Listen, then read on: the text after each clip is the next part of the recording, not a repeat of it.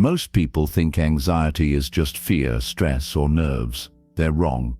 Anxiety is a narrator in your head that sounds like you, but doesn't act in your best interest. It exaggerates danger, invents threats, distorts memories, and convinces you that survival depends on believing every catastrophic story it tells.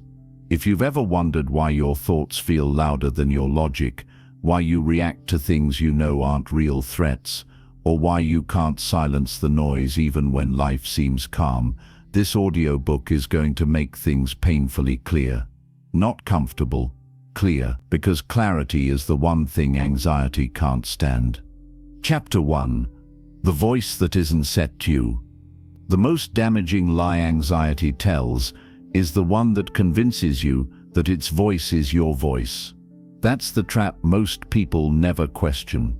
When a thought appears inside your head, spoken in your tone, using your habits of language, referencing your memories and fears, you automatically assume it's you thinking, but anxious thoughts are not you.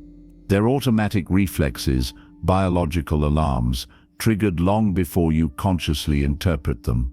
Anxiety speaks first, fast and loud, not because it's wise, but because it's primitive. Anxiety evolved for survival in a world where danger was immediate, physical, and life-threatening. A rustling bush could be a predator. A stranger could be a threat. A tribe's rejection could mean death. Your nervous system was built to detect anything that might go wrong because the cost of ignoring risk was too high. That survival instinct is old, reactive, and binary.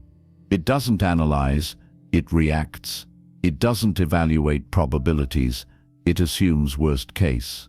It doesn't wait for facts, it interprets sensations as emergencies. And back then, that was incredibly useful. But you're not living in that world anymore. Today, the dangers are mostly psychological, social, or imagined. You're not fighting predators or surviving harsh environments. You're dealing with uncertainty, deadlines, relationships, expectations, choices, and the overwhelming noise of modern life. Your nervous system didn't update for any of this. So it responds to a difficult conversation the same way it would respond to a threat in the wild. It reacts to embarrassment as if it were danger. It reacts to criticism as if it were exile. It reacts to uncertainty as if it were death. That misalignment between your biology and your reality is the root of the problem. Anxiety is essentially an outdated survival system trying to operate in a modern world it doesn't understand. When your heart races, when your stomach drops, when your breathing shortens, your brain doesn't pause to ask, is this actually dangerous? It instantly generates thoughts that match the physical alarm. You feel fear, so your mind provides a fearful story. You feel tension, so your mind creates a reason to panic. You feel uncertainty, so your mind invents catastrophic outcomes to justify the feeling.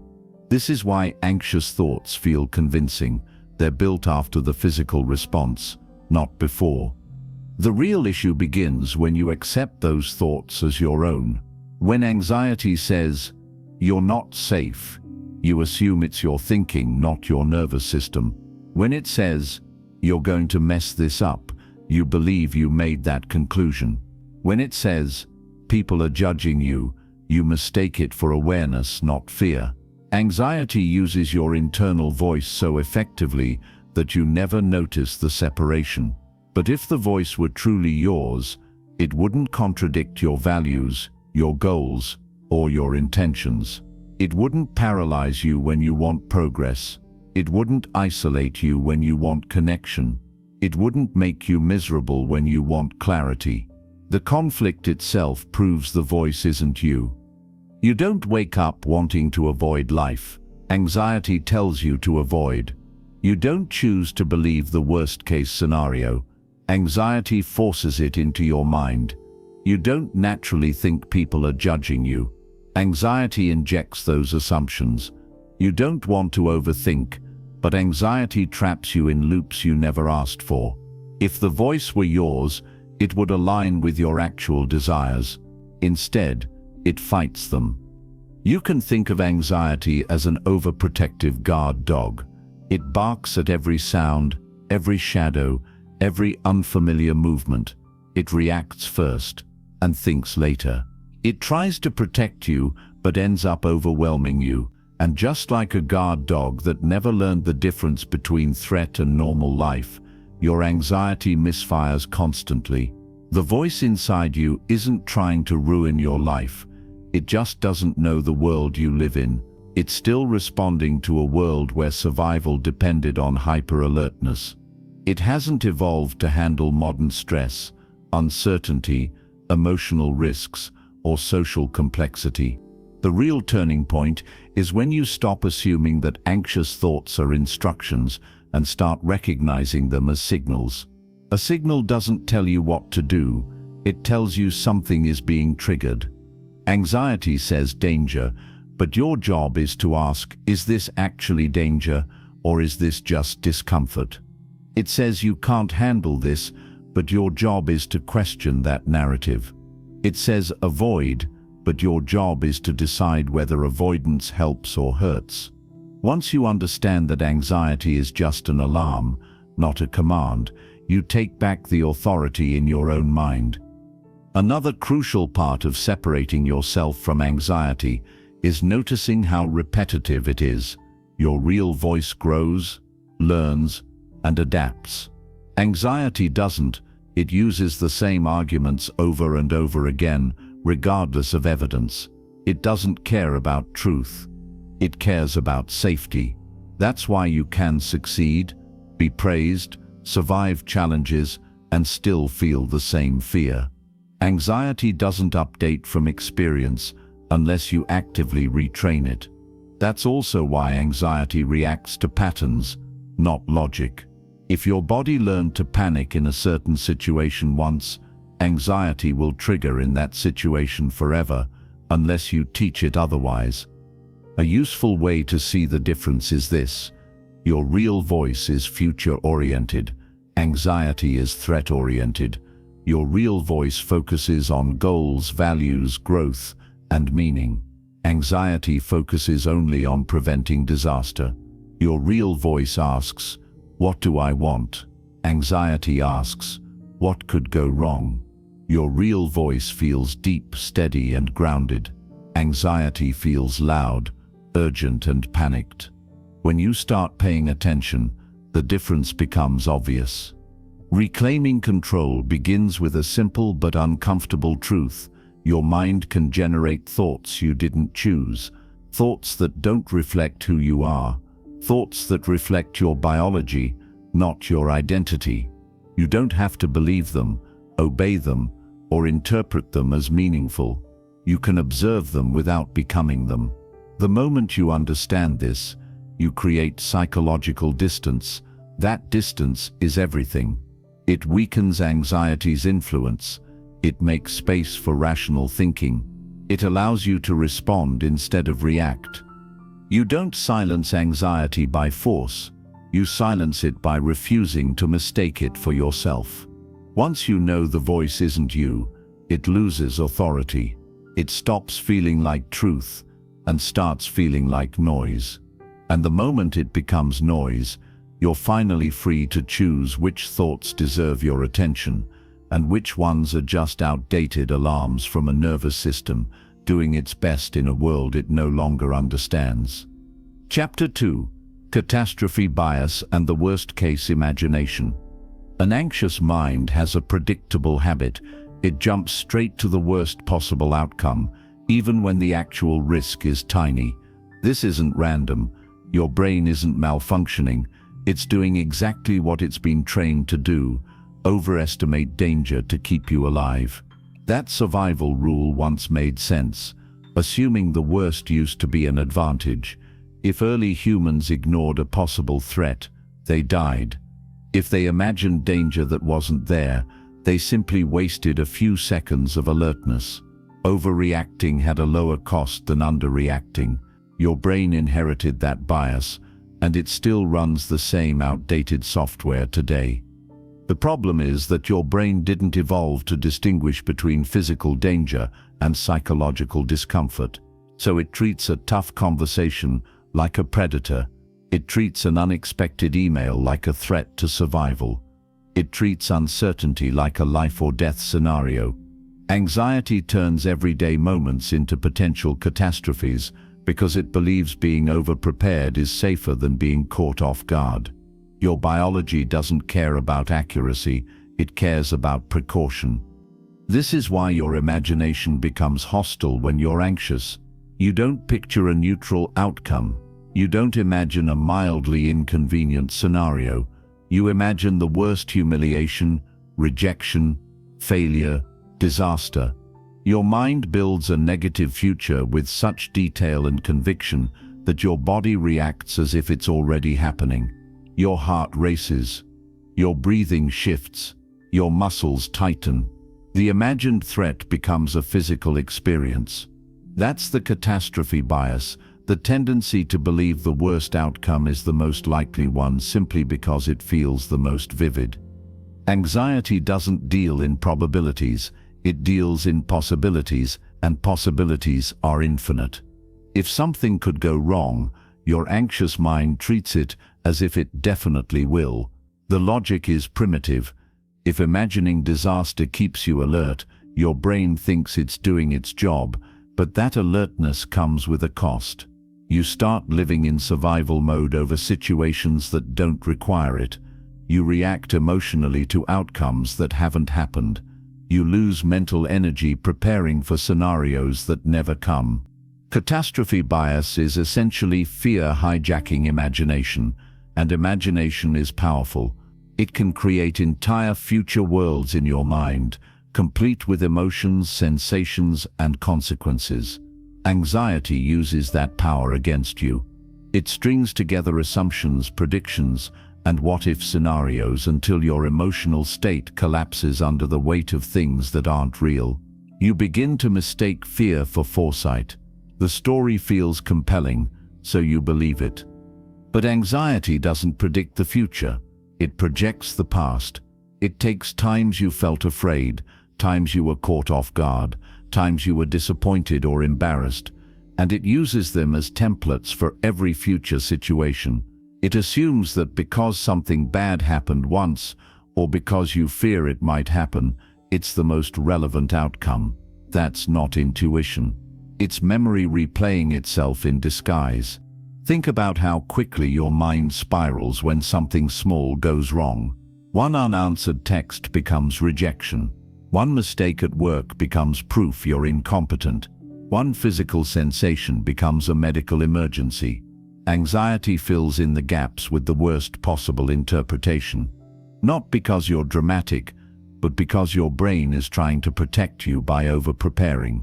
Catastrophic thinking is your survival system misusing your imagination. Another reason the worst-case scenario feels so believable is how your brain processes emotional information. Strong emotions force your mind to pay attention.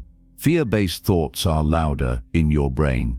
They trigger more physical responses, which reinforce the belief that the threat is real.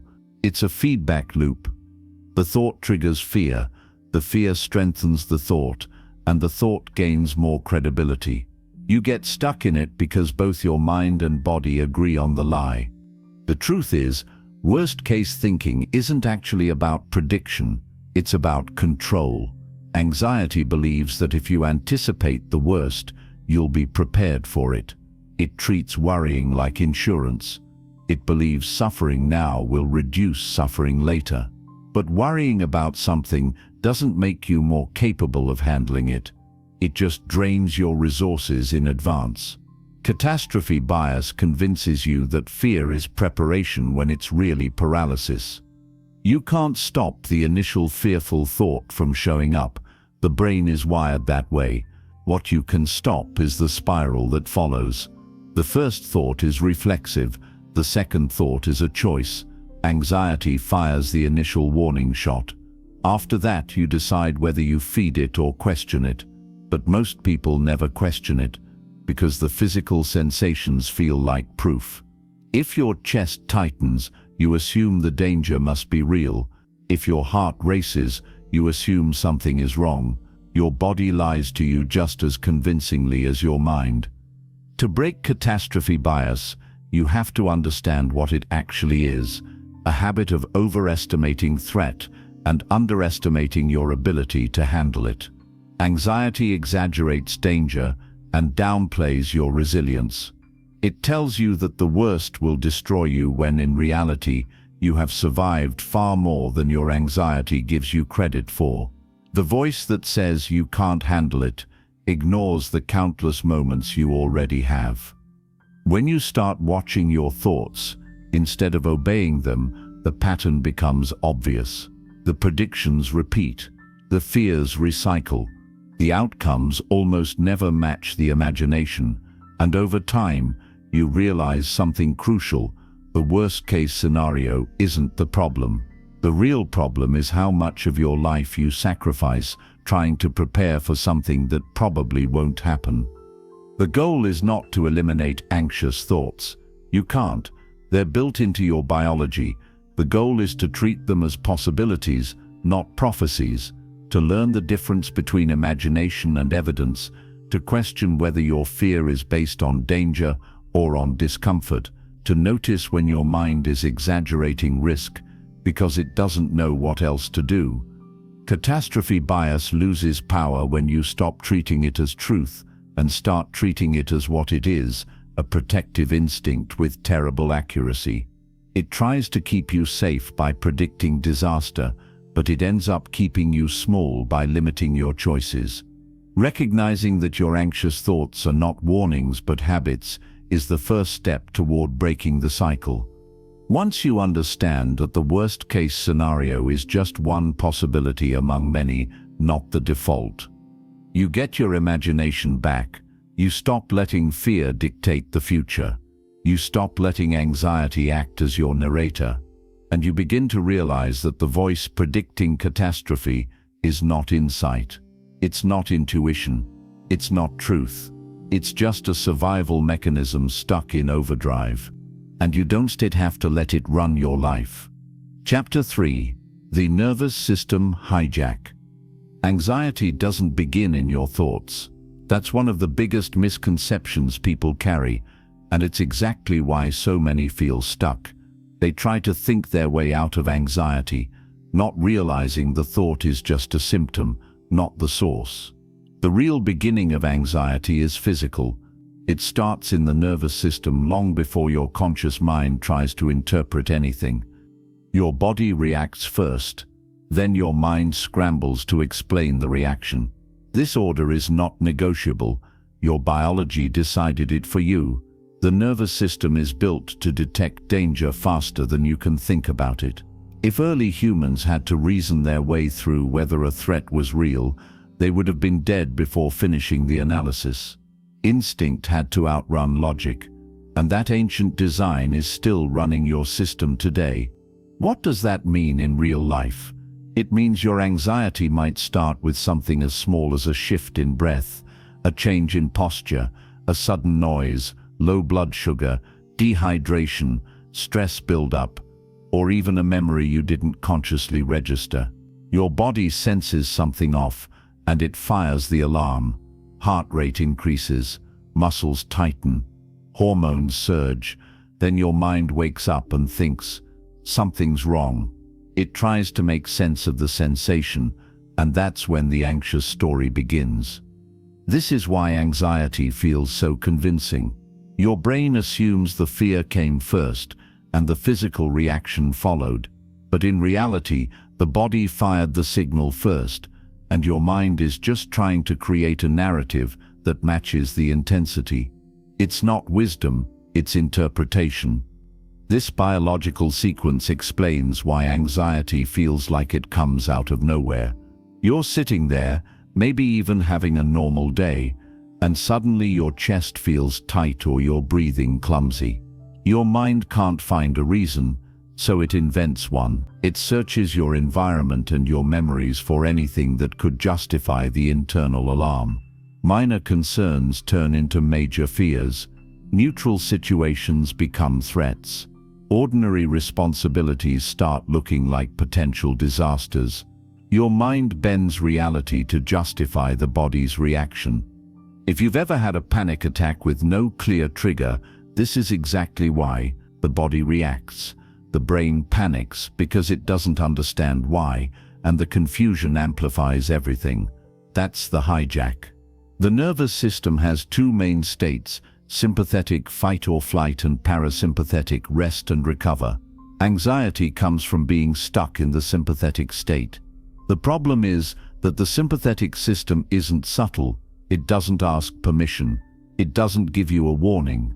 When it activates, it takes over your breathing, your muscles, your focus, your digestion, and your energy levels.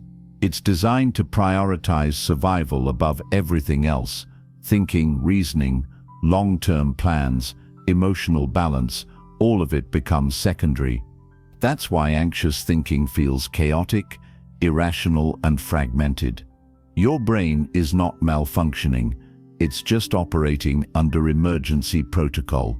When the nervous system believes you're in danger, even if that danger is just uncertainty, embarrassment, or stress, it floods your body with chemicals meant to help you survive an attack. The problem is that in modern life, those chemicals don't help. You're not running from a predator. You're sitting at your desk or lying in bed, but your body acts like you're fighting for your life.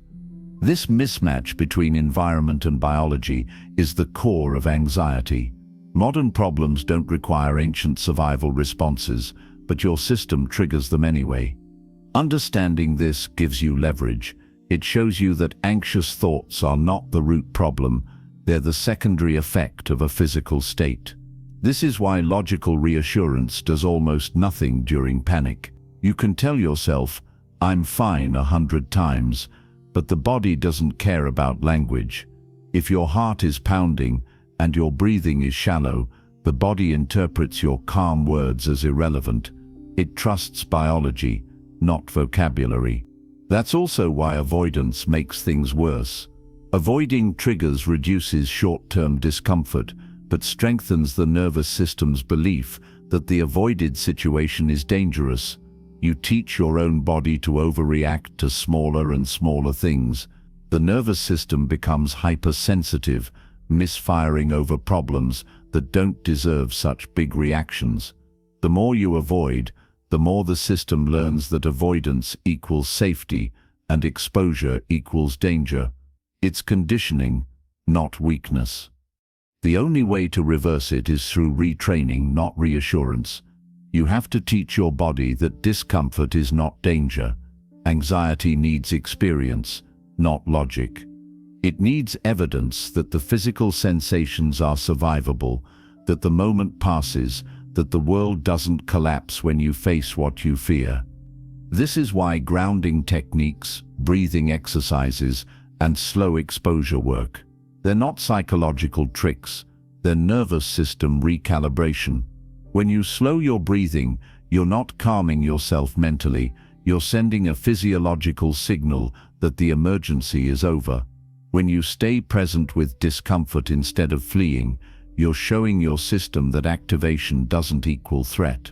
The brain updates its associations based on outcomes, not arguments. Another important piece to understand is that the nervous system is heavily influenced by lifestyle, not just thoughts.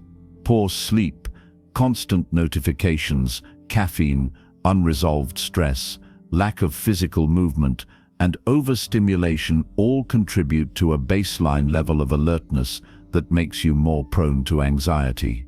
When your body is already running hot, it reacts faster and harder to even minor triggers.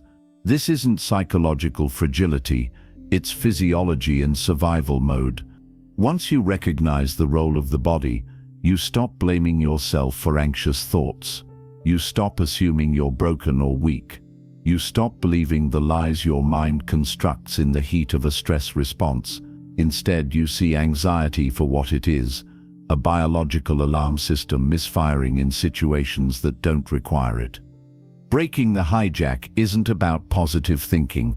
It's about building a more stable baseline. It's about calming the body so the mind has room to breathe.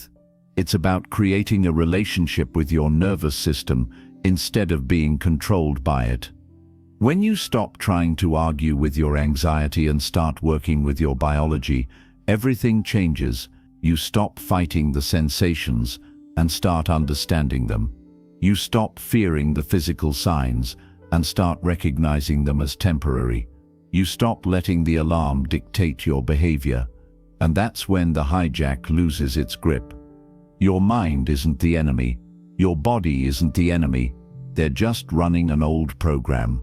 And now you're finally learning how to update it. Chapter 4. The Loop of Avoidance. Avoidance is the fuel that keeps anxiety alive. You can dress it up with excuses, rationalizations, or not right now stories, but it's still avoidance. It's the behavioral response your anxious mind relies on to maintain control. When something feels uncomfortable, uncertain, or threatening, you pull back. That pullback gives you one thing anxiety loves more than anything else: temporary relief. And that temporary relief is the problem. Avoidance works instantly. You skip the meeting, and your chest loosens. You postpone the phone call, and your stomach settles. You avoid the conversation, and your breathing gets easier. The nervous system calms down. It feels like a win. That false sense of victory is exactly what traps you. Each time you avoid something, you tell your brain, "You were right. That situation was dangerous," and your brain listens. It updates its internal model. It decides that the avoided thing was a threat, and that avoiding it kept you safe. Congratulations, your nervous system just learned the wrong lesson. Next time the same situation appears, your anxiety triggers faster and harder, because now the brain has evidence that you need avoidance to survive. Avoidance turns anxiety into a self-reinforcing loop. The cycle is simple: fear, avoidance, release, stronger fear. And that loop can last years, decades even. It shrinks your world without you realizing it. You stop doing things that matter. You stop taking risks. You stop engaging with opportunities. You stop existing in the parts of life that require courage, uncertainty, or discomfort. Anxiety doesn't need to destroy your life in dramatic ways. It kills your life by limiting it, inch by inch. The worst part is how subtle avoidance can be. It's not always dramatic. It's not always obvious. Sometimes it looks like waiting until you feel ready. Sometimes it looks like procrastination. Sometimes it looks like staying busy with the wrong things to avoid the right things. It can look like passivity, indecision, scrolling, withdrawing, or making endless plans you never execute. Anxiety doesn't care how you avoid, only that you do. Your brain is wired to move toward safety, not toward progress.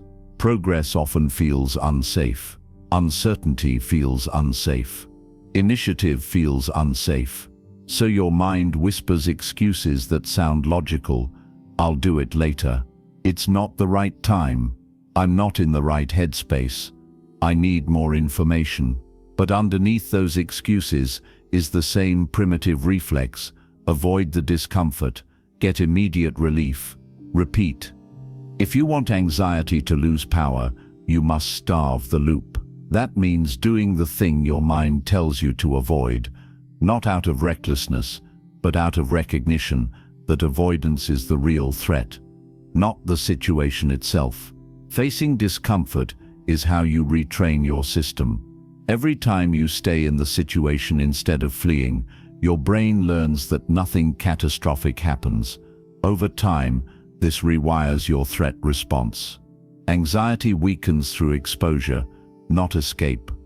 Think about how children learn fear. If a child gets scared of a dog and then avoids dogs, the fear stays alive forever. But if they safely encounter a calm dog and learn they're not in danger, the fear decreases. Adults aren't different. The nervous system learns the same way. If you constantly avoid something, Whether it's driving, crowds, conversations, decisions, conflict, or uncertainty, your brain categorizes that situation as dangerous. Exposure is the only way to correct the category. The problem is that society has taught people to treat comfort as the goal, as if the absence of discomfort equals happiness. That's not true. Comfort is not growth. Comfort is not capability. Comfort is just a temporary pause in difficulty. The people who appear confident aren't comfortable all the time. They're just willing to feel discomfort without running from it. They don't avoid. They approach, not because they like fear, but because they understand the cost of letting fear win. The truth is simple and brutal. The life you want is on the other side of the things you avoid.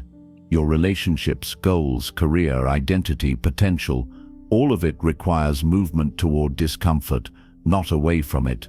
Avoidance protects your anxiety, not your life.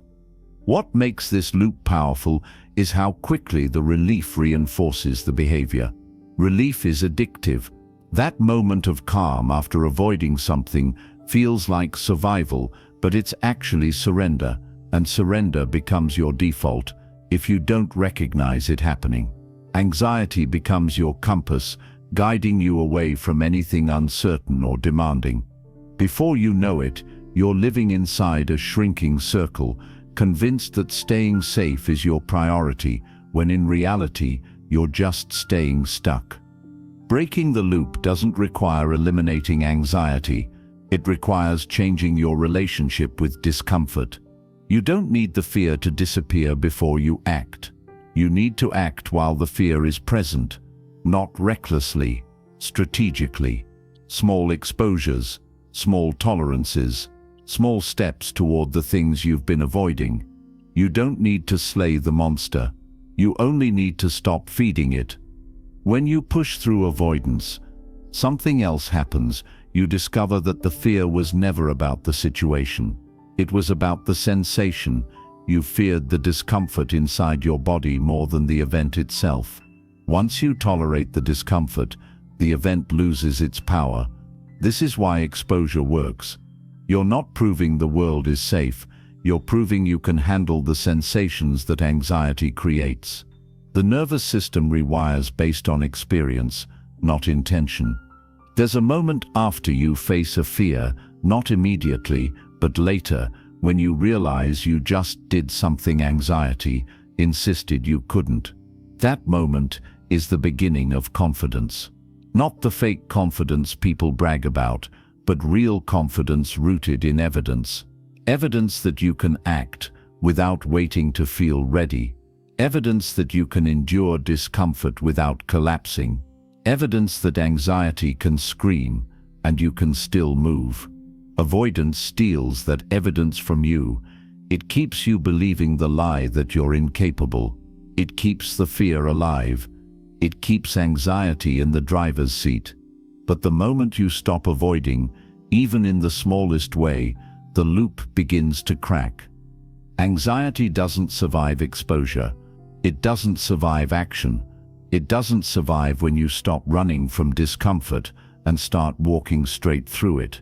Breaking the loop isn't about being fearless. It's about being unwilling to let fear make your decisions. And that sips the beginning of freedom. Chapter 5.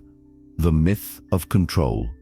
An anxious mind is obsessed with control, and not just normal, healthy control, the illusion of absolute control.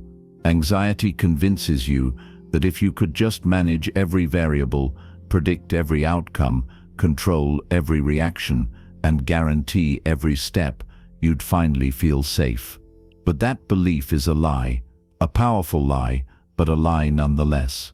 The more you try to control everything, the more out of control you actually feel. This obsession with control comes from a simple truth. Anxiety hates uncertainty. Uncertainty is the enemy. Uncertainty is the unknown, and the unknown is where your anxious mind imagines the worst things hiding.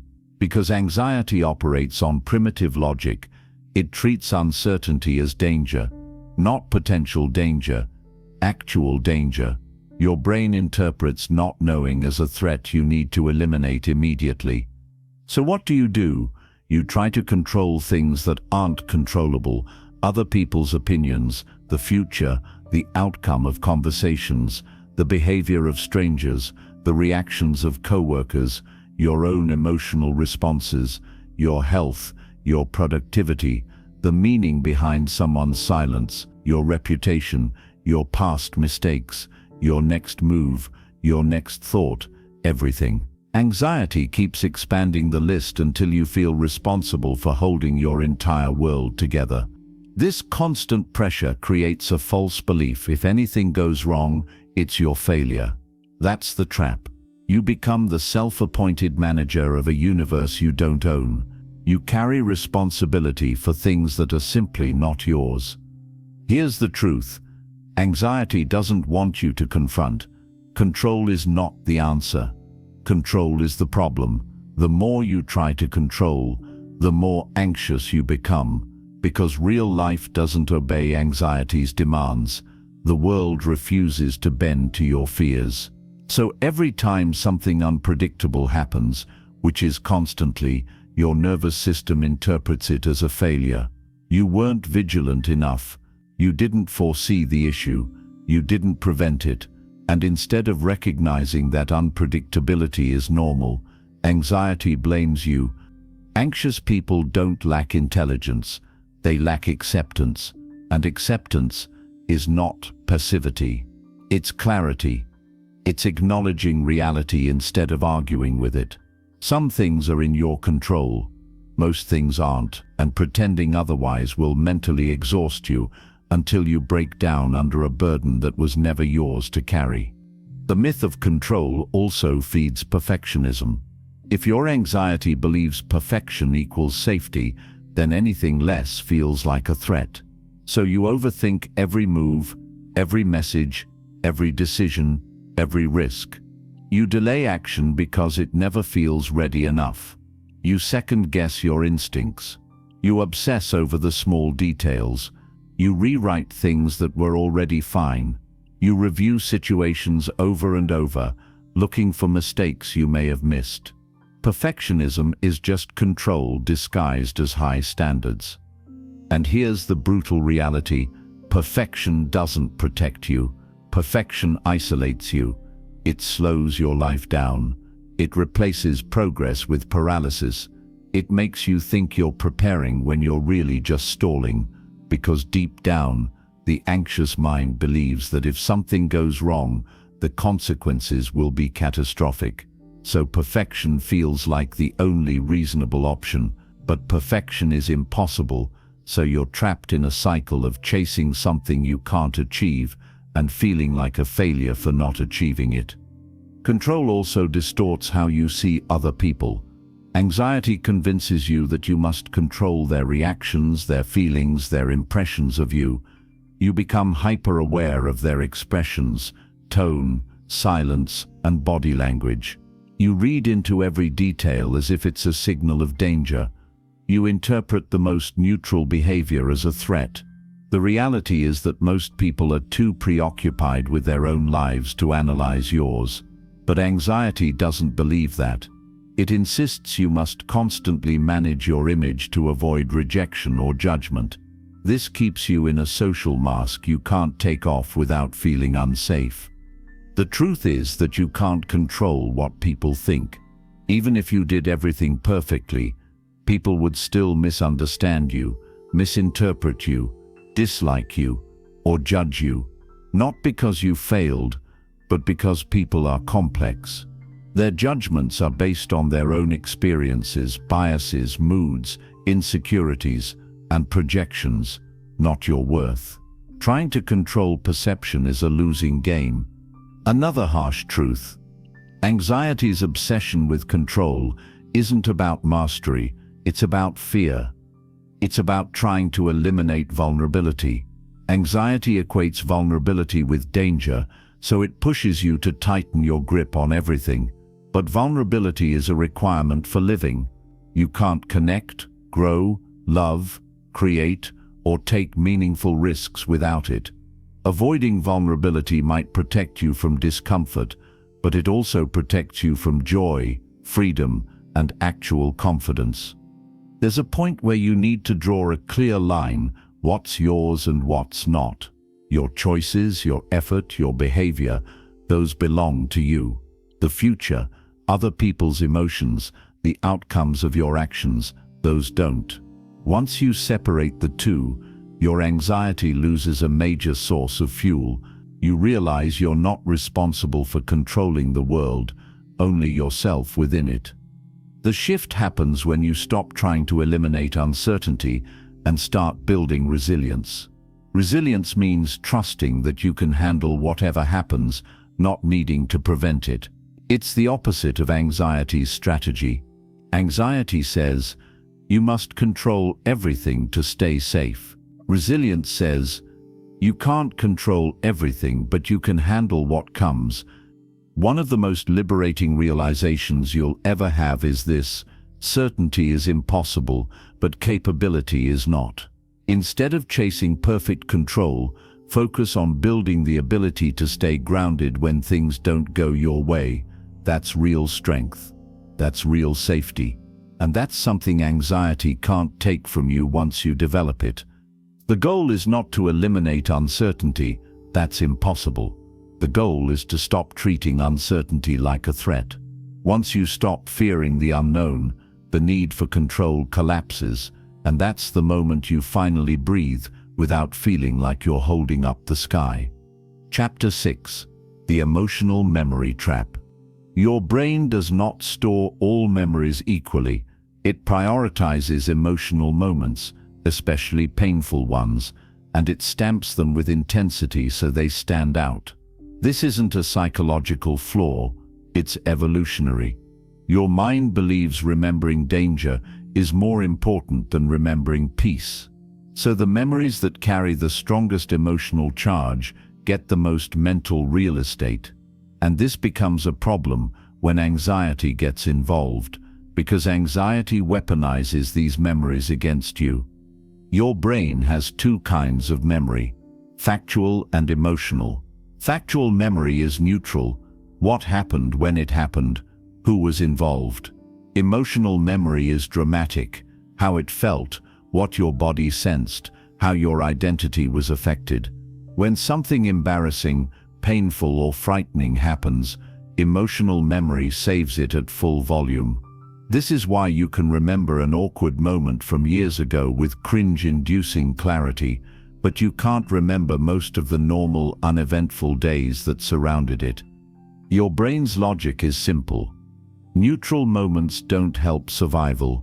Emotional moments might, so your mind keeps them handy. But anxiety twists this survival strategy into a trap. When you're anxious, your brain automatically pulls up past emotional memories with the same intensity they had when they were created. It doesn't update them. It doesn't check them against your current ability, maturity, or circumstances. It plays them back as if they're still happening now. You're essentially being haunted by outdated warnings. If you ever wonder why a small inconvenience can trigger a massive internal reaction, it's because your brain is referencing old emotional files. You're not responding to the present, you're responding to the past resurfacing inside the present. This is why anxiety loves emotional memory. It uses your own history as false evidence. It tells you, remember that time you messed up, that could happen again. Or remember when they judged you, people are judging you now. Or remember when you felt humiliated. Avoid anything that might recreate that feeling. Anxiety doesn't care if the lesson is outdated. It cares that the lesson produced fear and therefore should be obeyed. But the emotional memory trap gets worse. Emotional memories are distorted. They're increased in intensity, exaggerated in detail, and locked into the nervous system through physical sensations. You don't just remember the event, you remember the feeling, and that feeling becomes the problem. The mind wants certainty, the body wants safety. So anything that even slightly resembles a past emotional wound triggers the same alarm system. The irony is that most of your emotional memories are incomplete, one-sided or flat-out inaccurate. They're snapshots taken during moments of vulnerability, not objective recordings of reality. But anxiety recycles them as if they're definitive truths about who you are. A single painful moment becomes a narrative. A single mistake becomes an identity. A single rejection becomes a rule. That's the trap.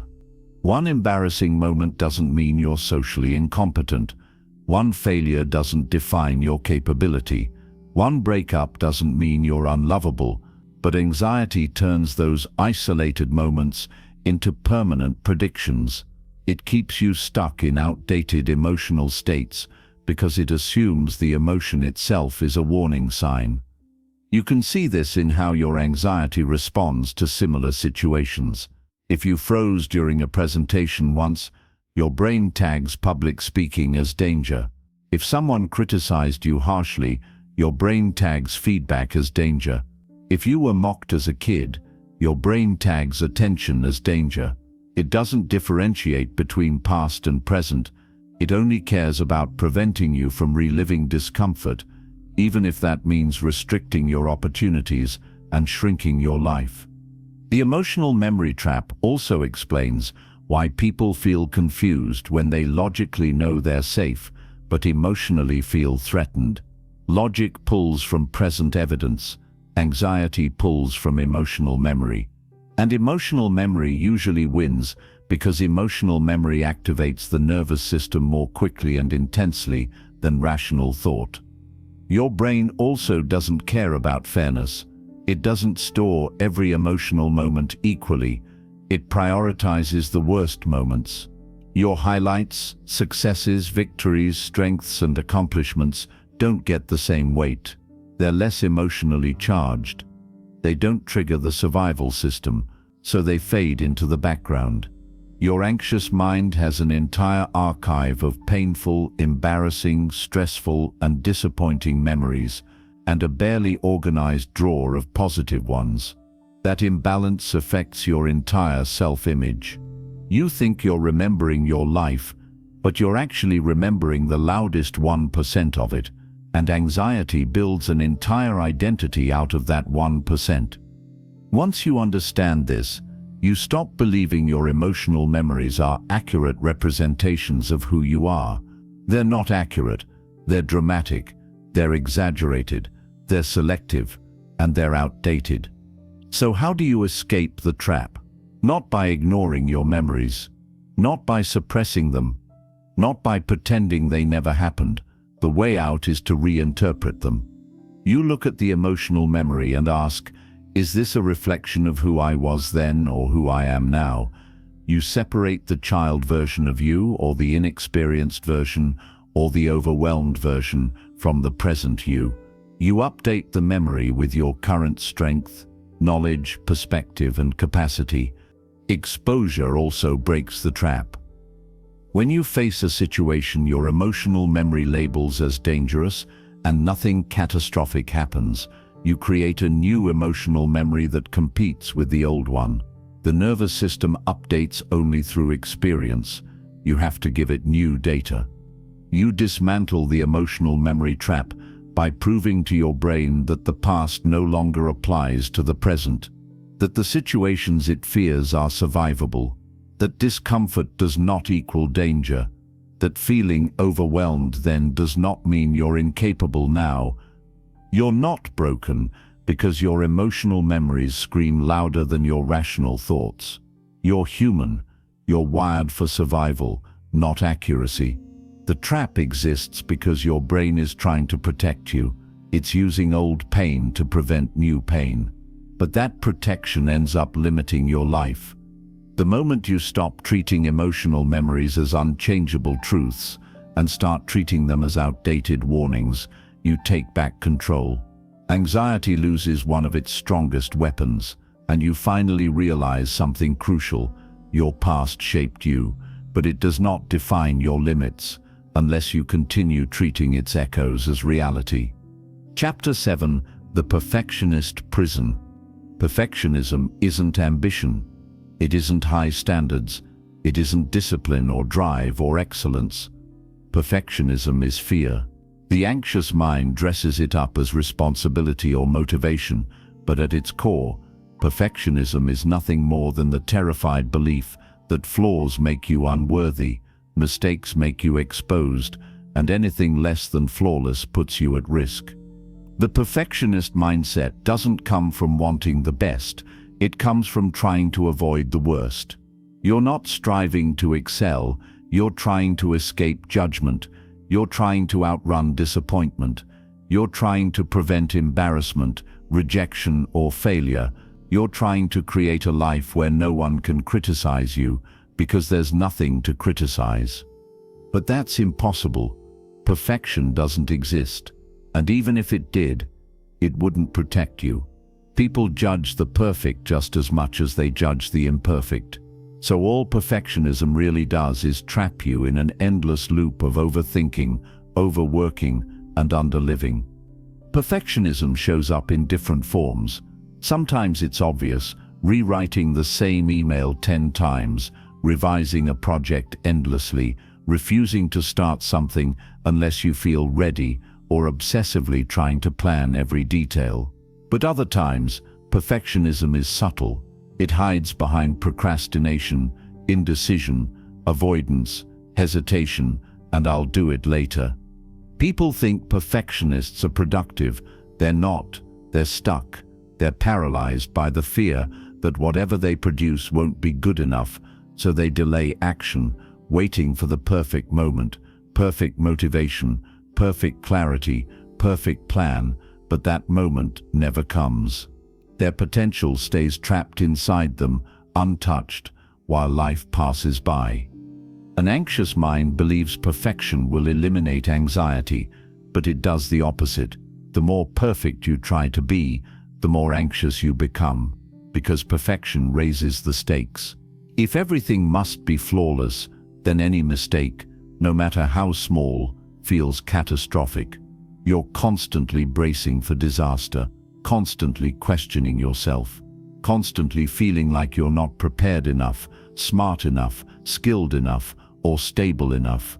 Perfectionism doesn't reduce fear, it amplifies it. It doesn't create certainty, it creates constant pressure. Every step becomes a test. Every task becomes a threat. Every decision becomes a potential failure. You're never satisfied, never finished, never relaxed, never proud, because perfectionism always moves the goalpost the moment you get close. The hardest truth about perfectionism is simple. It convinces you you're not good enough unless you meet an impossible standard. And because the standard is impossible, you never feel good enough. The prison isn't the work, it's the beliefs underneath it. I can't mess up. I have to be impressive. I need to be chosen. I must not give anyone a reason to doubt me. If I fail, it means something is wrong with me. That internal pressure destroys creativity, confidence, relationships, and opportunities. You don't take risks. You don't try new things. You don't put yourself out there. You don't let yourself be seen authentically. You perform instead of live. You hide behind competence because vulnerability feels unsafe. You pretend to be calm while internally panicking. You succeed publicly while feeling inadequate privately. Perfectionism also sabotages motivation. Ironically, the more anxious you are about doing something perfectly, the harder it becomes to start. You see the final result in your mind and feel overwhelmed by the gap between your vision and your current ability. Instead of taking the first step, you freeze. Instead of making progress, you stall. Instead of building momentum, you wait for clarity or confidence that never arrives. A perfectionist would rather do nothing than do something imperfectly. That's the trap. Your anxious mind convinces you that not finishing is safer than finishing something flawed. But unfinished work is failure disguised as avoidance. It's perfectionism's favorite trick. The truth is, confidence doesn't come from being flawless. It comes from being willing to try. willing to fail, willing to learn, willing to be imperfect without spiraling into self-doubt, willing to be human. You can't develop skill without making mistakes. You can't become competent without being incompetent first. You can't gain experience without making missteps. Perfectionism wants to skip the learning curve. It wants mastery without effort, growth without discomfort, results without vulnerability. It wants impossible outcomes with zero risk. And that mindset will keep you small. If you trace the roots of perfectionism, you usually find one of three sources: fear of judgment, fear of rejection, or fear of disappointing someone, sometimes all three. Maybe you grew up praised for being the smart one or the responsible one, so now you feel you have to maintain that identity at all costs. Maybe you experienced harsh criticism or unpredictable reactions, so now you obsessively try to avoid giving anyone a reason to target you again. Maybe you learned early on that mistakes had consequences, so you became hyper-vigilant. But those old environments are gone. You're not that child anymore. You're not powerless anymore, but your nervous system is still reacting as if you are. Perfectionism becomes a coping mechanism that overstayed its usefulness. It once protected you. Now it restricts you. The only way to break the perfectionist prison is to stop making your self-worth conditional. You have to stop tying your value to performance, outcomes, or external validation. You have to stop treating mistakes as personal failures and start treating them as data. You have to stop viewing every action as a test and start viewing it as practice. When you stop demanding perfection, something powerful happens. You start moving. You start trying. You start learning. You start finishing things. You start showing up. You start living without the constant weight of self-surveillance. You discover that people relate to you more when you're human than when you pretend to be flawless. You realize that your flaws don't make you weak. They make you real. Perfectionism claims to protect you, but all it does is limit you.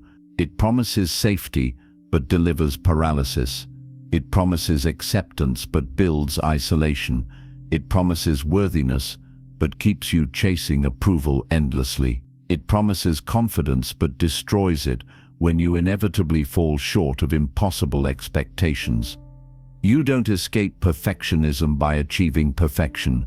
You escape it by rejecting the belief that perfection is required. You escape it by accepting that progress is messy, growth is uncomfortable, and mastery is built on thousands of imperfect attempts. The moment you stop treating your work, actions, and decisions as proof of your worth, the prison walls collapse. You start breathing again. You start living again. And you start realizing that perfection was never the goal. Freedom was. Chapter 8. The Social Mind and Imaginary Criticism. Humans are social creatures. Your brain is wired to care about belonging, approval, and acceptance. That wiring kept your ancestors alive because being excluded from the group meant death. So your nervous system treats social threats with the same urgency it treats physical ones.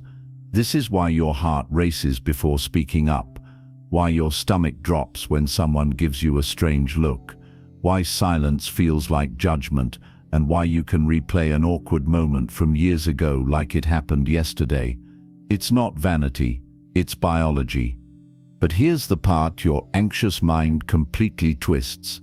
Just because your brain cares about social acceptance doesn't mean every social moment is a threat. Anxiety overreacts. It assumes scrutiny where there is none. It generates imaginary criticism, invents hostile interpretations, and convinces you that people are watching, evaluating, or analyzing you far more than they actually are. The anxious mind creates a spotlight effect, the belief that everyone is focused on you, when in reality they're focused on themselves. Most people aren't thinking about you at all. Not because you're insignificant, but because everyone else is too busy worrying about their own flaws, fears, insecurities, and responsibilities. But anxiety doesn't accept that. It insists you are the center of everyone's judgment. You interpret neutral expressions as disapproval. You view quietness as rejection. You treat uncertainty as criticism. You assume the worst explanation every time. This distorted perception becomes exhausting. You live in a constant state of emotional surveillance.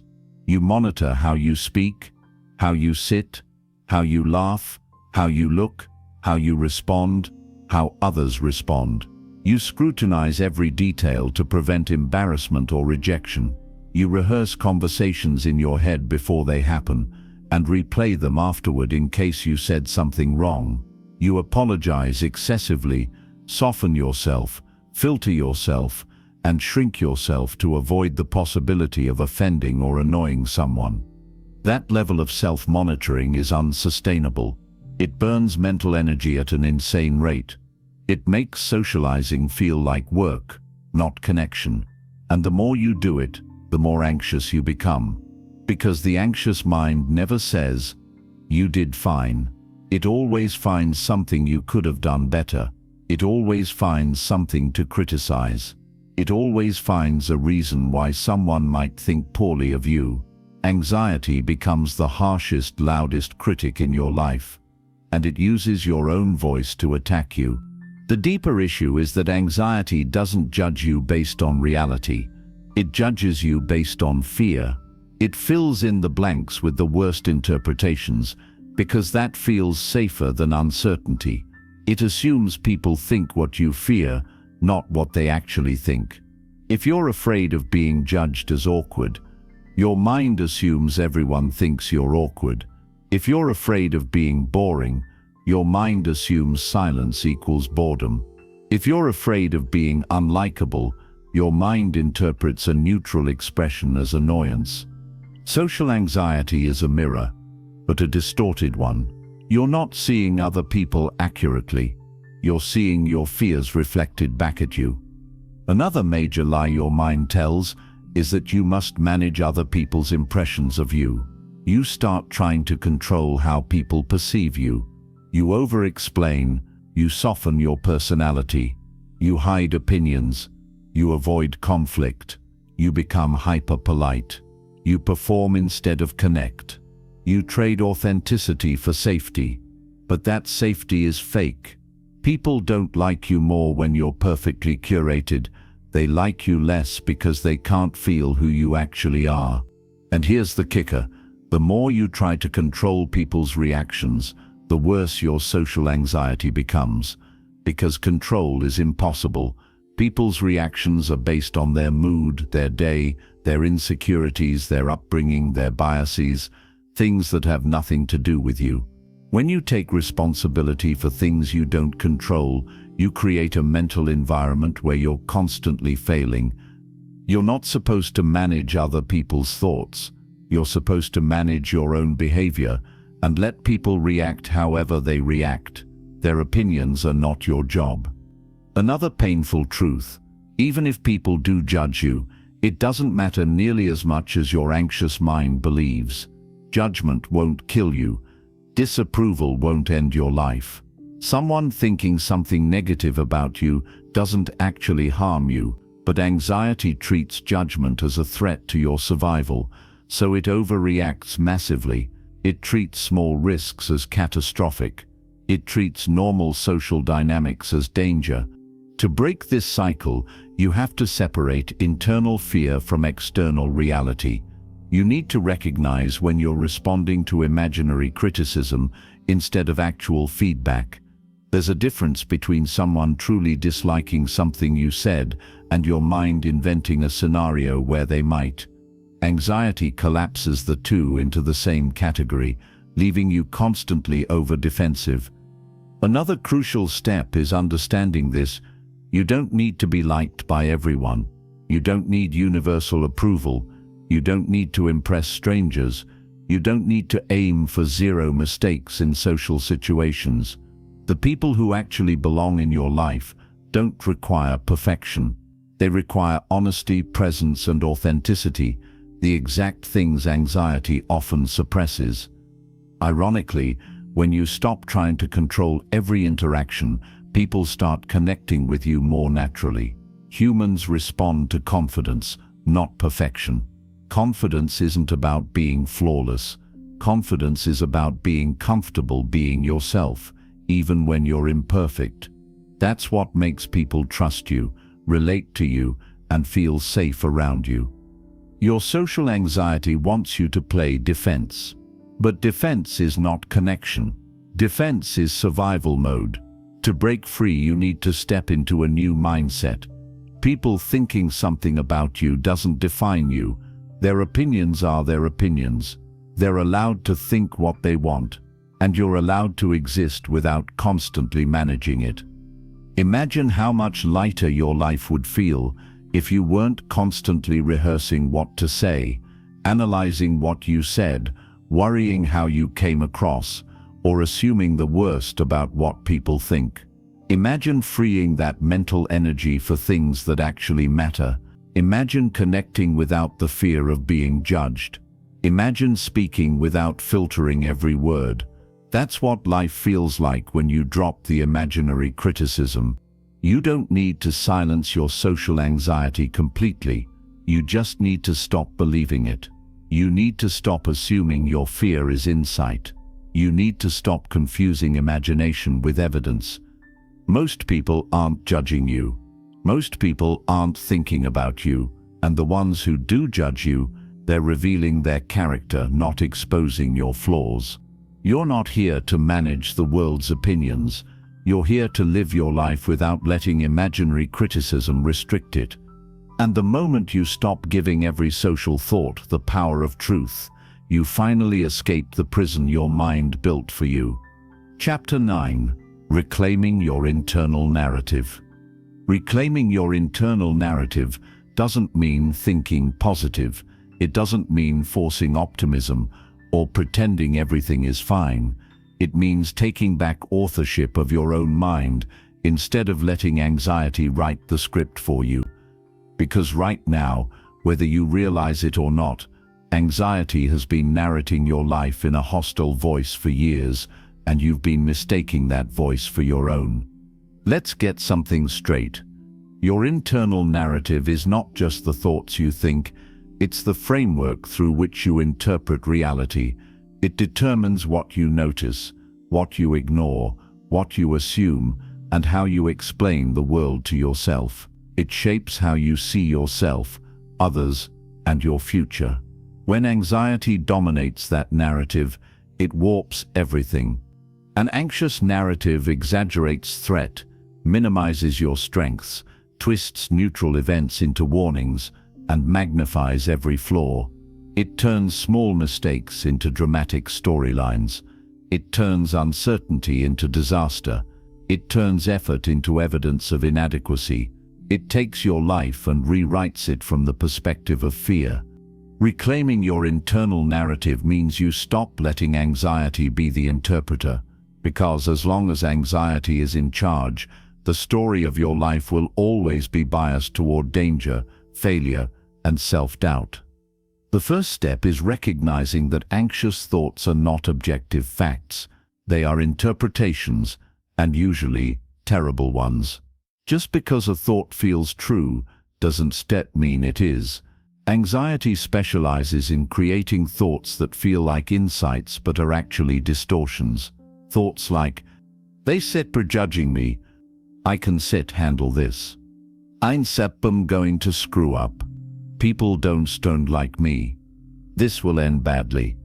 I am not good enough. These aren't realities. They're predictions generated by a fear-biased brain. Anxiety frames them as warnings, but they're nothing more than hypotheses born from discomfort. Your job isn't to obey them, it's to question them. When you start questioning them, the narrative begins to shift. That shift starts with accuracy, not positivity. You don't replace a failure with a amazing. That's nonsense. The anxious mind will reject it immediately. Instead, you replace distortions with grounded statements. I feel overwhelmed, but that doesn't mean I can handle it. I'm uncomfortable, not in danger. I don't know what they from thinking, so I can assume the worst. This is uncertain, but uncertainty isn't disaster. I faced difficult things before. This is not new territory. This isn't affirmation. It's alignment with reality. It's refusing to let your brain catastrophize without challenge. It's taking the emotional charge out of thoughts by confronting them with logic. Anxiety hates logic because logic doesn't care about fear, it cares about truth. Another part of reclaiming your narrative is recognizing your thinking patterns. Anxiety uses the same few thinking errors over and over again. You've probably been falling into them for years without noticing. Patterns like mind reading, assuming you know what others think; fortune telling, predicting disaster without evidence; catastrophizing, jumping to worst-case scenarios; emotional reasoning, I feel it, so it must be true; personalization, blaming yourself for things you don't control; all or nothing thinking, everything is success or failure, no middle ground. These thinking errors are like filters placed over your perception. They distort everything you see. They make problems look bigger, risks look deadlier, mistakes look catastrophic, and uncertainty look unbearable. You can't reclaim your narrative until you start noticing these patterns for what they are: mental habits, not accurate interpretations. Once you see the patterns, you stop being controlled by them. The anxious voice loses its authority. It becomes recognizable, predictable, and easier to question. It becomes noise rather than instruction. But reclaiming your narrative isn't just about challenging anxious thoughts. It's about producing your own. You have to generate interpretations that come from your values, goals, intelligence, and identity, not from fear. This means deliberately choosing the meaning you attach to situations instead of accepting anxiety's version. For example, anxiety says, I failed because I wasn't good enough. Your reclaimed narrative says, I learned something that will make me better next time. Anxiety says, if they didn't respond, they must be upset. Your reclaimed narrative says, people have their own lives. Silence isn't evidence of anything. Anxiety says, I can handle uncertainty. Your narrative says, uncertainty is uncomfortable, but I survived it countless times. This isn't delusion, it's accuracy. It's stepping away from the exaggerated fear response and choosing a perspective grounded in reality instead of panic. Another crucial step is learning to separate the narrator from the listener. Anxiety speaks, but you get to decide whether you listen. You get to decide whether you engage, resist, or ignore. When you begin treating the anxious voice as background noise, not as truth, everything changes. Think of it this way: if someone else spoke to you the way your anxious mind speaks to you, you'd call them toxic. You'd cut them out of your life. But when that voice is internal, you tolerate it. You accept its accusations. You let it narrate your self-worth, your potential, and your future. That's the power you need to reclaim. One of the strongest ways to rewrite your internal narrative is through action. Thoughts shape behavior, but behavior also shapes thoughts. When you act in ways that contradict anxiety's predictions, you collect evidence that the anxious narrative is wrong. If anxiety says, you can't handle conflict, and you handle conflict, the narrative cracks. If anxiety says, you'll embarrass yourself, and you don't, the narrative weakens. If anxiety says avoiding is safer, and you face the fear anyway, the narrative loses credibility.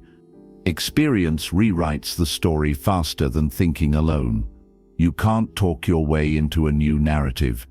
you have to live your way into it. Another overlooked piece is how you talk to yourself when you fail, struggle, or feel overwhelmed. Anxious people often think being harsh with themselves will motivate them. It doesn't. Self-criticism paralyzes you. It activates your threat system. It destabilizes your confidence. A punitive internal narrator doesn't make you stronger, it makes you scared. Reclaiming your narrative means adopting internal language that is firm, realistic, and constructive, not indulgent or self-punishing. You speak to yourself the way a rational coach would speak to you, clear, grounded, and focused on improvement, not shame. One more thing, reclaiming your narrative requires accepting emotional discomfort. Anxiety's voice gets louder when you're uncomfortable, because that's when it sees an opportunity to influence you. If you want control, you have to tolerate discomfort without surrendering to the anxious interpretation of it. You must learn to say, "This feels bad, but it doesn't mean anything catastrophic. I can sit with this feeling without letting it dictate the story." Because that's what anxiety fears most. Not the situation, not the people, not the uncertainty, but your capacity to endure discomfort without obeying fear. Reclaiming your internal narrative is not about silencing anxiety forever. It's about building a stronger narrator, one that is wiser, calmer, more rational, and more loyal to your real values than your survival instincts. It's about choosing interpretation over reaction. It's about deciding what your experiences mean, rather than letting fear assign the meaning for you. And over time, with repetition, the new narrative becomes your default. Anxiety doesn't disappear, but its voice becomes one of many, not the dominant one. And eventually you realize the truth. Anxiety never had the right to narrate your life. It only did because you never questioned its authority. Now you start questioning it. And the story is finally becoming yours. Chapter 10. When anxiety becomes identity, anxiety becomes dangerous the moment you stop seeing it as an experience and start seeing it as you. That is the point where the line between symptom and identity disappears. Anxiety stops being something you feel and becomes something you are. And once that happens, it infiltrates every part of your life. It rewrites your personality. It shapes your choices. It influences your relationships. It controls how you show up in the world. You lose the ability to differentiate between your authentic self and the survival-based version of you that anxiety created. This identity fusion is subtle. It doesn't happen overnight. It builds slowly through repeated fear responses, repeated avoidance, repeated self-doubt, repeated negative self-talk, repeated emotional memories, and repeated false predictions. Over time, the anxious patterns become familiar, and familiarity feels like truth. Eventually, instead of saying "I feel anxious," you start saying "I am anxious." Instead of saying "I'm experiencing fear," you start saying "I'm a fearful person." That shift is deadly, because once anxiety becomes identity, you stop challenging it. You stop questioning it. You accept its limitations as your own limitations. You begin to believe your anxious thoughts are insights instead of distortions. You adopt the anxious narrative as your worldview. You stop imagining futures that don't revolve around fear, and slowly your world shrinks to match the size of your anxiety. When anxiety becomes identity, you stop recognizing the parts of yourself that exist outside of fear. You forget you have strengths, skills, intelligence, resilience, autonomy, and agency. You forget you have a personality that isn't built around managing threats. You forget you have preferences, opinions, values, and desires that have nothing to do with anxiety's demands. Instead, you start describing yourself in terms of what you fear, what you avoid, and what overwhelms you. You start saying things like, "I'm just not a confident person," I have always been like this. I am naturally anxious. I can handle pressure. I am bad at social situations. I overthink everything. That's just who I am. None of those statements describe you. All of them describe your anxiety. But because you repeat them enough, you start believing them. And the more you believe them, the more they become self-fulfilling. Identity is powerful. Humans behave consistently with who they believe they are. If you believe you're incapable, you'll act incapable. If you believe you're fragile, you'll avoid anything that requires strength. If you believe you're socially inept, you'll withdraw before giving yourself the chance to learn. Identity shapes action, and action reinforces identity. This is why anxiety fights so hard to become part of your identity, because once it wins that battle, it no longer needs to work hard to influence your behavior. You'll limit yourself automatically. You'll censor yourself automatically. You'll avoid automatically. You'll choose comfort over growth automatically. Anxiety becomes self-maintaining. Another problem, people around you can unintentionally reinforce this identity. If you've behaved anxiously for years, others might describe you that way. He's shy.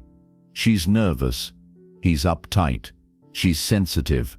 When others label you this way, even casually, their words echo your internal narrative. You start believing their descriptions reflect something fundamental about you, rather than recognizing that anxiety has simply been dominating your behavior for a long time. The truth is that you are not defined by your most anxious years. You're not defined by the times you avoided something. You're not defined by the moments you froze, panicked, or felt overwhelmed. Those are experiences, not identity markers. But if you don't separate who you are from what you feel, those experiences become the lens through which you judge yourself. A huge part of reclaiming your identity is recognizing how much of your self-perception has been shaped by fear. What would you think about yourself if anxiety wasn't narrating your thoughts? Who would you be if you didn't have a chronic threat system misinterpreting everything you do? What decisions would you make if fear wasn't whispering disaster scenarios into your mind? What would your relationships look like if you didn't approach them with hypervigilance? What pursuits would you chase if you didn't assume failure? Your real identity is buried underneath anxiety's survival-based version of you, the version that's always trying to avoid embarrassment, avoid rejection, avoid risk, avoid discomfort, and avoid uncertainty. That version isn't you. It's a protective layer your nervous system built to keep you safe, and safety-based identities are always restrictive. They always ask, how do I avoid danger, instead of, what do I want? If you want your real identity back, you need to start dismantling the version anxiety built. That starts with observing yourself without the anxious filter. You look at the situations where anxiety claims to define you and ask a simple question: is this actually who I am, or is this who I've been trained to be when I'm scared? You'll notice something: almost nothing you think is just who you are is actually you. It's fear, and fear is not personality. The anxious mind wants you to collapse the two, fear and identity. Because if you believe fear is part of your personality, you'll never try to change it, you'll never challenge it, you'll never break free. Identity recovery also requires revisiting the stories you built about yourself. Every anxious person has an internal myth. I'm always the quiet one. I'm not good at pressure. I'm not the type who speaks up. I've never been brave. I've never been strong. I can't adapt. I fall apart too easily. These stories aren't facts. They're conclusions drawn during moments of emotional overload. And because they were formed during intense moments, they feel true.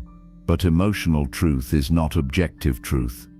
Your identity is not what you felt during your lowest moments. Your identity is not defined by your panic symptoms. Your identity is not determined by your coping mechanisms. Your identity is not the sum of your anxious reactions. Those are responses, not attributes. You want proof. Think about the times you weren't anxious. Think about moments you forgot to be afraid, even briefly. Think about conversations where you were yourself. Think about decisions you made with confidence. Think about challenges you handled without falling apart. You have evidence of your real identity. Anxiety just hides it. Reclaiming your identity also requires accepting a harsh reality. Your anxious self-image is outdated. It's built on memories of who you were in the past, not who you are now. You might be living according to fears created by a childhood version of you, or a teenage version, or a version from a painful moment in your early adulthood. But you're not that person anymore. You have more awareness now, more capability, more emotional strength, more experience. Your nervous system just hasn't caught up to your growth. Here's another truth. Anxiety doesn't want you to know your identity can be rebuilt. It's not fixed. It's not permanent. It's fluid. Your brain rewires. Your beliefs change. Your habits evolve. Your self-perception is editable, but you have to be the one rewriting it, not anxiety. And you rewrite identity through action, not thought. You behave like the person you want to be, not the person anxiety trained you to be. You speak up even though your voice shakes. You take the opportunity even though you feel unprepared. You show up even though anxiety says stay home. You take risks even though you fear judgment. You make decisions even though uncertainty scares you. You move forward even though fear tags along. Every one of those actions is a vote for the identity you actually want. Many people wait for confidence before changing their identity, but confidence doesn't come first. Evidence comes first. You build your identity by collecting proof that you're more than your anxiety. You're not going to wake up one day magically free from the anxious version of yourself. You outgrow it by acting in ways that contradict it. You don't defeat the anxious identity in one dramatic moment. You erode it piece by piece until it's nothing but an old habit you no longer identify with. And eventually, without even noticing when it happened, you realize something groundbreaking. The real you was never anxious. The real you was just buried under layers of fear. The part of you that wants to grow, connect, speak, create, lead, and live freely has always been there. Anxiety didn't erase that part. It only covered it. Reclaiming your internal narrative sets the foundation. Reclaiming your identity completes the transformation. Because when anxiety is no longer allowed to define who you are, it loses its strongest weapon. And for the first time in a long time, your life becomes yours again. You've made it through the journey, not because you eliminated anxiety, not because you mastered every concept perfectly, and not because you turned into some fearless, unshakable version of yourself. You made it here because you were willing to face the truth, the real truth, about what anxiety is, how it works, how it manipulates your thinking, how it shapes your behaviors, and how it tries to infiltrate your identity. You didn't read this book to escape anxiety. You read it to confront it. And whether you fully recognize it or not, that alone is a turning point most people never reach. Most people live their whole lives obeying the anxious voice because they never question it. They never challenge it. They never see it for what it is. You did. Nothing in this book promised an instant cure. Nothing promised a simple trick. Nothing promised a way around the discomfort, and that's intentional, because anxiety isn't defeated through avoidance, shortcuts, or false positivity. Anxiety loses power the moment you stop treating it as authority and start treating it as noise. The moment you stop letting it narrate your reality and start narrating for yourself. The goal was never to become fearless. The goal was to stop letting fear decide who you are, what you attempt, how you behave, and how you live. Fear will still show up, doubt will still whisper, old habits will still try to pull you back. But now you know exactly what's happening. You know the tricks anxiety uses. You recognize the patterns. You understand the loops. You see the difference between the anxious voice and your own voice. Awareness is not the whole battle, but it's the foundation for everything that follows. If you take anything from this book, let it be this: anxiety is not you. It never was. It never will be. It's a survival system operating out of context, trying to protect you in ways that limit more than they help. Once you stop giving it the final say, you get your life back. You get your choices back. You get your identity back. Progress won't look clean. Some days will feel like steps backward. Some moments will trigger old patterns. That's normal. That's part of the process. The difference now is that you won't mistake those moments as proof of failure. You'll see them for what they are: temporary surges in an old system that you're actively rewiring. Nothing about you is fixed. You're not locked into your past, your patterns, or your anxious identity. You're changing whether you feel it or not. Every moment you choose action over avoidance, accuracy over fear, presence over prediction, and truth over distortion, you move closer to the person you were always capable of being. The anxious voice will never fully disappear, but it will stop being the loudest one, and eventually, it stops being the one you listen to. Your mind isn't your enemy. It just learned the wrong lessons. Now you're teaching it new ones. This is where the book ends, but this is exactly where your actual work begins. Not dramatic, not glamorous, just daily moments where you choose to live instead of obey fear. Daily moments where you push back instead of surrender. Daily moments where you refuse to confuse your anxiety with your identity. That's how change happens. Slowly, quietly, repeatedly. And you're absolutely capable of it.